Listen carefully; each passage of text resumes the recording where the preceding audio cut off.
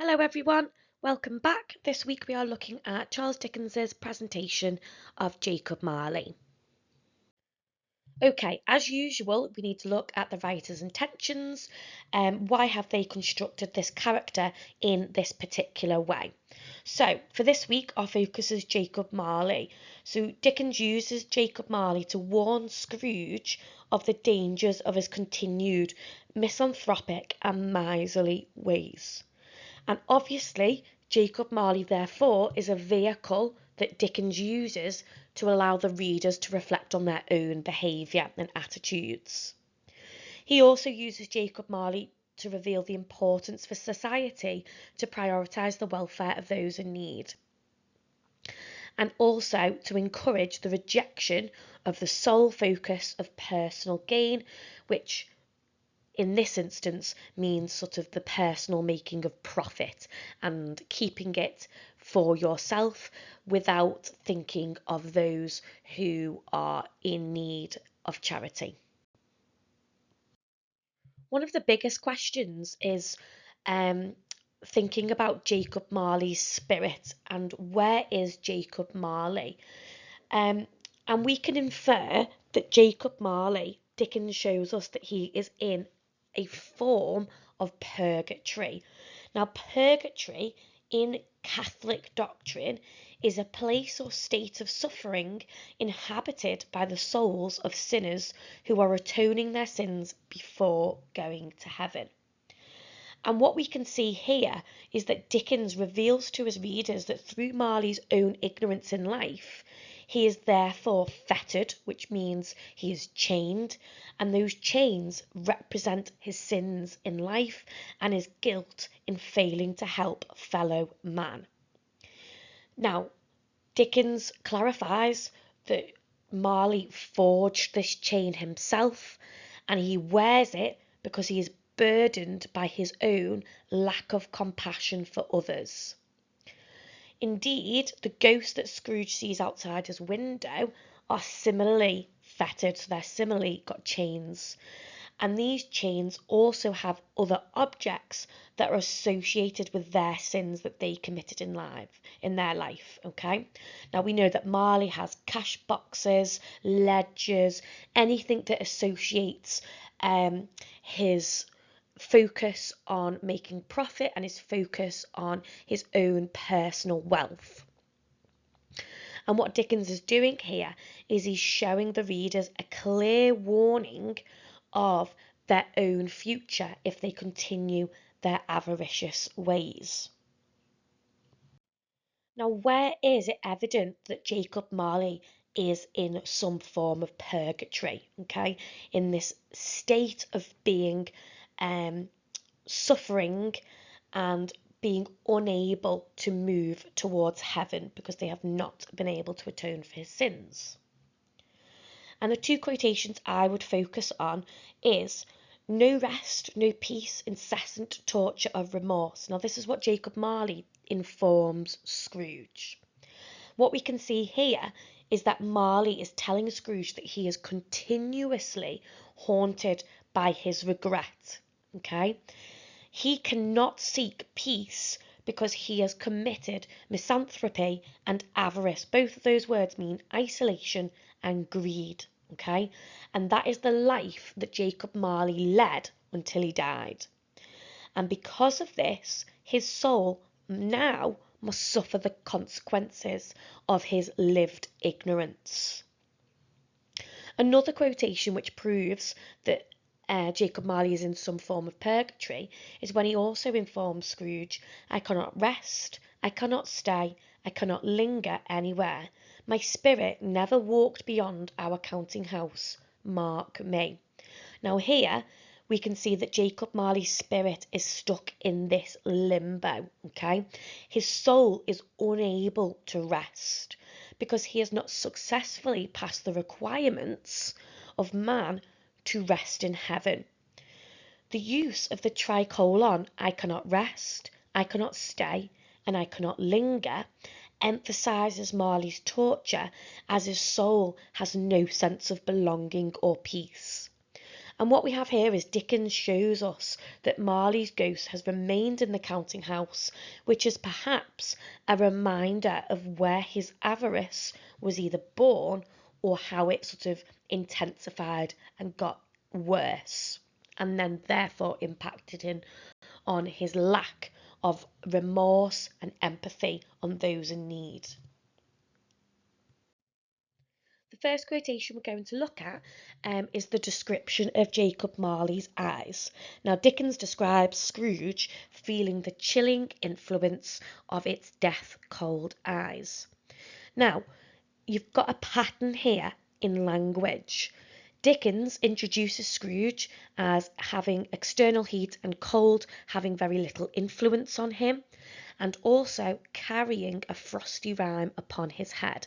So Scrooge embodies this cold, which therefore shows metaphorically that he is heartless.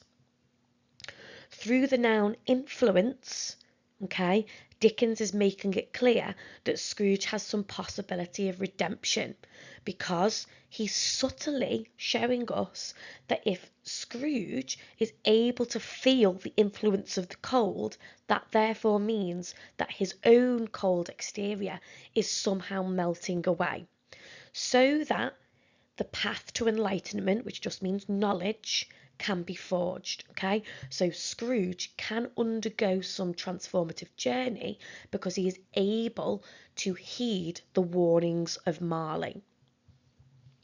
And both characters exude a coldness, and they act as a mirror image, because this reinforces the need for Scrooge to change his ways, as otherwise he will be punished just like Jacob Marley.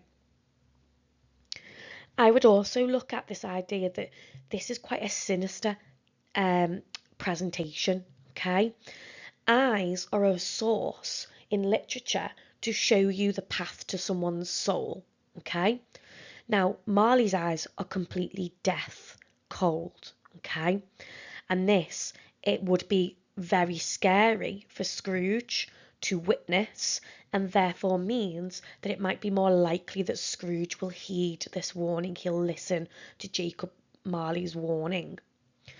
And this fear also encourages the readers to reflect on their own practice in life.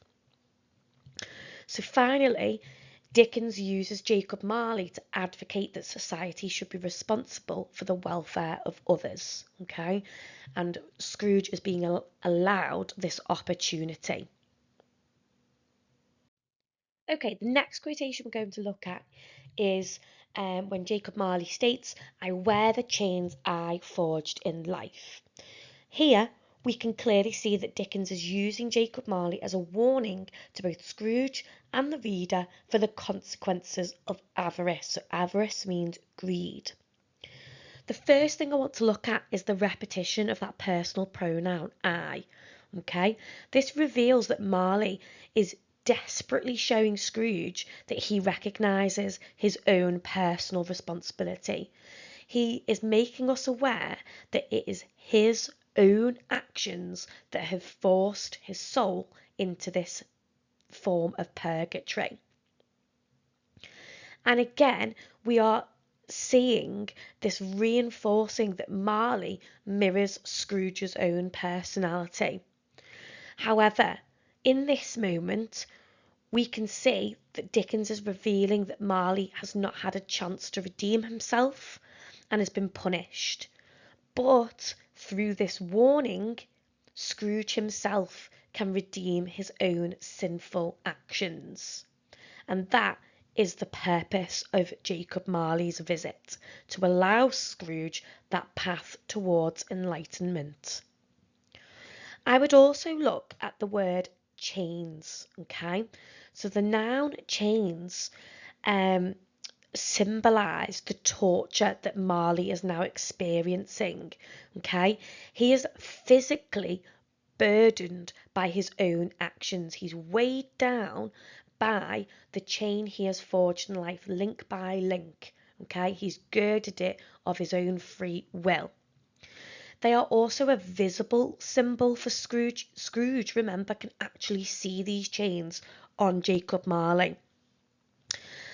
And it's this idea that Dickens also describes the auditory sound, so the sound of these chains, which are described as being dismal, appalling noise, which reinforces the fear which Scrooge must feel, which therefore motivates his journey towards that redemption.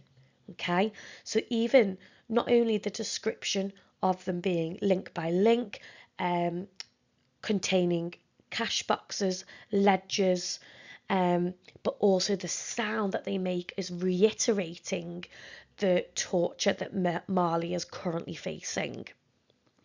And the last thing I'd like to look at is just remember that the verb forge is a really interesting choice by Dickens, okay? The word forge literally means something that is created under intense heat. And this symbolises the intensity of the relentless greed that Marley committed in his life, that therefore created these burdensome chains. And the final quotation we're going to look at for Jacob Marley today is when he states, "Mankind was my business." A nice, easy quotation to remember, but with limitless opportunities to analyse. Here, Dickens uses Jacob Marley to reveal the burden of regret.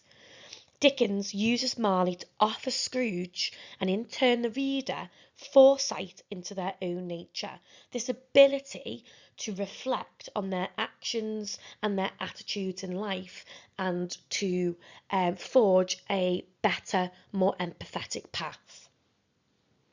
The first word I'm going to look at is the noun mankind.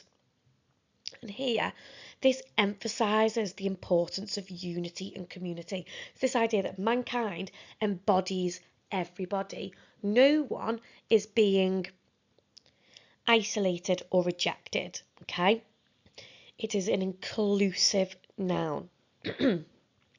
Now, Dickens is using this novella, A Christmas Carol, to advocate, which means to celebrate and to support the responsibility that we share as a society that is vital, okay, and to enforce society to take an interest in the welfare of those in need. We've also got the noun business coupled with the possessive pronoun my.